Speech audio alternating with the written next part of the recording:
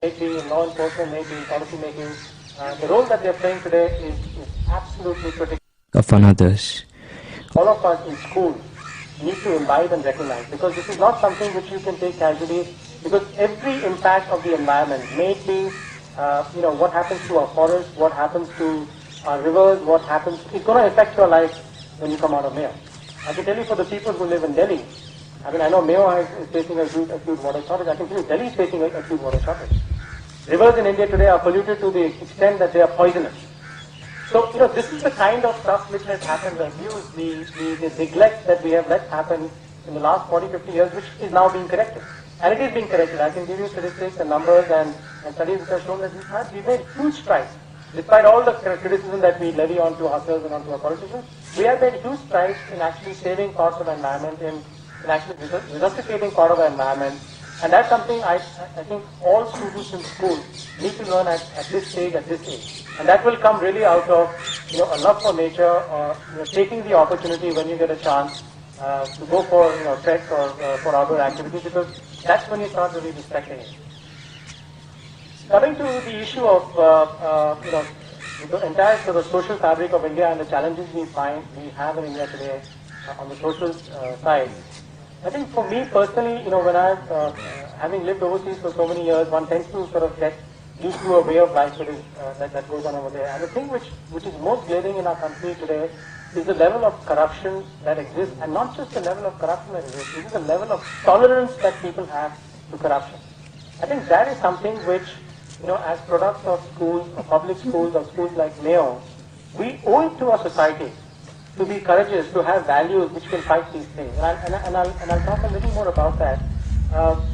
It's very easy today to say that, look, sab karte hain, it should be done. Or, so and so did it for 10 years, they got away with it. Or so many people have made X amount of money by indulging in corruption. I think that's where character stands out. That's where people need to take a stand saying, what matters more to you? Does it matter more to you really? And this is a very important question which you should be asking yourself from here today. Does it matter for you to have a fatter bank balance or to have a better conscience about what you're doing for your country? And I think that's where is the thin dividing line on the way many of our senior bureaucrats, many of our leading politicians are actually making a choice in being effective or being destructive. And with due respect, my close friend here is part of the bureaucracy. I mean, we have really truly fantastic people in the bureaucracy who are making such a big difference and who are taking a stand today on the way they will deal with the issue of corruption. They stand by it. They have characters which are strong. They have will, conviction, and the means and the support to do that. And I think that is something which a place like Mayo, must stand for, must continue to imbibe. All of us must take from here things beyond degrees and experiences and a lot of fun. Which then brings me to the issue of what exactly is it that, how relevant is an education in Mayo today in the India that we are in. I happen to have the benefit of speaking to some of the boys today over lunch, or even meeting some of the boys on the sports team. And I must say it was truly delightful. And it's very good. I find every batch that comes back after 20 years, or people who come back say during our time it was like this and now it's different. I think every time is a good time. So hats off to all of you. I think all of you are doing a great job. You're keeping the flag of Mayo running high, and all of you are ambitious. I did get a sense from all of you that there is a sense of what you want to do. The people are clear about the sort of career choices they'd like to make, which is great. I think that is a good thing. You probably have the right kind of career counseling.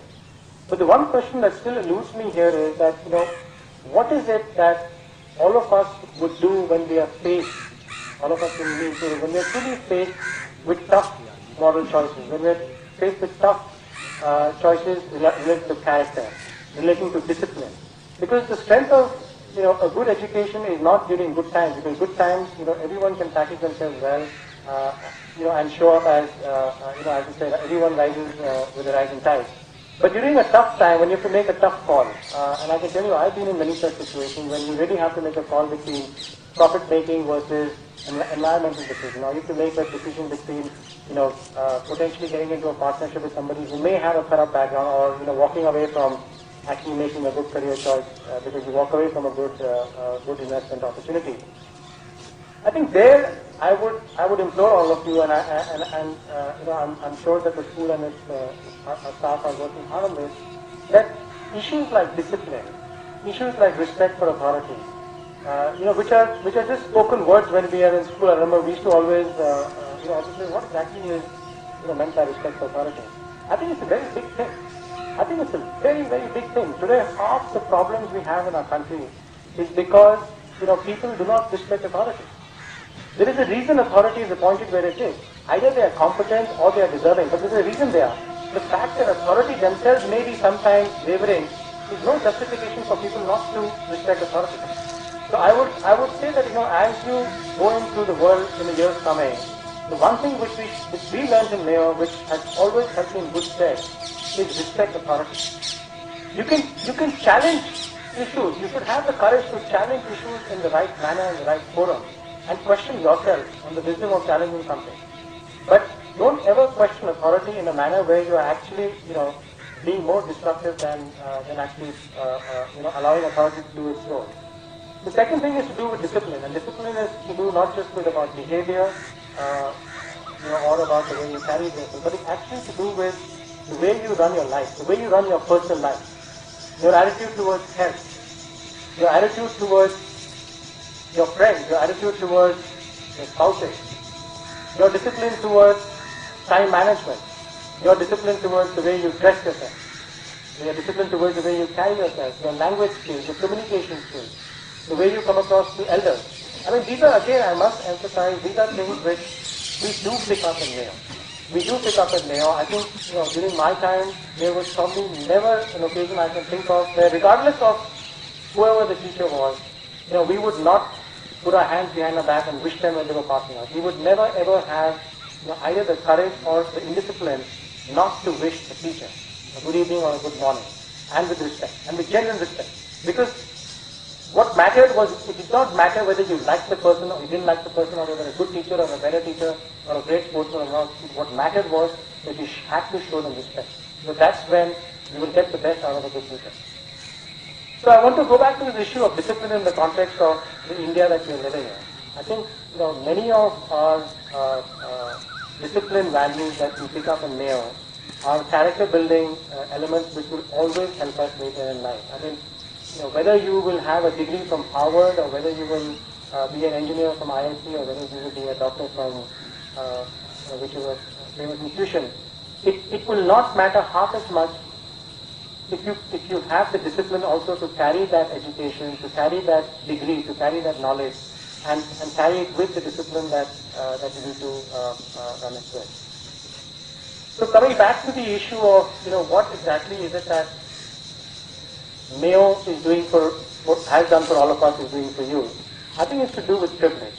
I think it's to do with the fact that we all have had the benefit of a very privileged education, the benefit of a very privileged set of teachers, the benefit of a very privileged set of facilities. So use them. Use them. Whether it is learning a hobby, whether it is learning a sport, whether it is just learning a skill, which could be, computers or a musical instrument or a language, grab that opportunity. Believe me, when you're out of this place, you're going to get sucked into so many things, both, with age, with events in your life, where you will not have this opportunity again. And the skills that you pick up here, I've mentioned some of them, will always be a weapon for you in the next 50 years of your life. So, with that set of messages, I would like to sort of end my speech and open it to any kind of a question and answer also from the staff. It's a small story about two young boys went to an old man who was a wise old man, and they said, this wise old man really thinks a lot about himself, and we're going to trick him and make him look like a fool. And how we're going to do that is by asking him a question for which he really will not be able to answer. And so they went to him with a little butterfly in their hand. They caught a little butterfly and they put them between their hands. And they went to the old man and said, "Dear wise old man, there is a butterfly in our hand. You have to tell us whether it is dead or alive."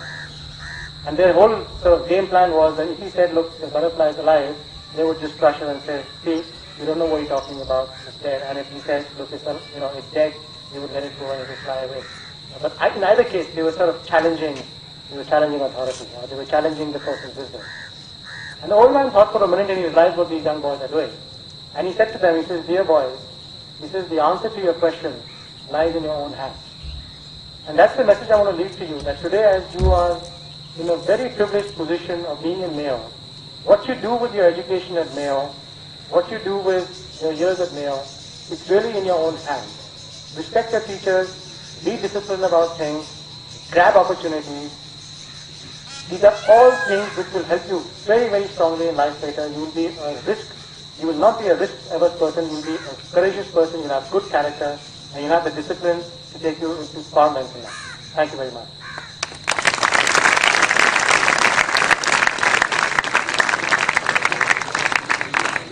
I'd be open to any kind of questions. I know I try to make my talk as general, but feel free to ask me questions on any of the topics that I've covered.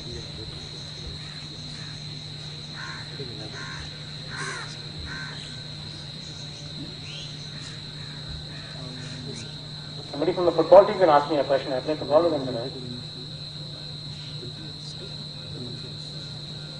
Yeah, there's a question there. Educational empowerment coming in, there's more education in the rural areas. So labor costs and wages are rising high. So in future years, the cost will be so high that it will meet the rest of the prices. So what will happen in that case? Okay, that's a very interesting and a very thought-provoking question. So let me answer that because you obviously are a bright kid. Let me give you a straight answer on that.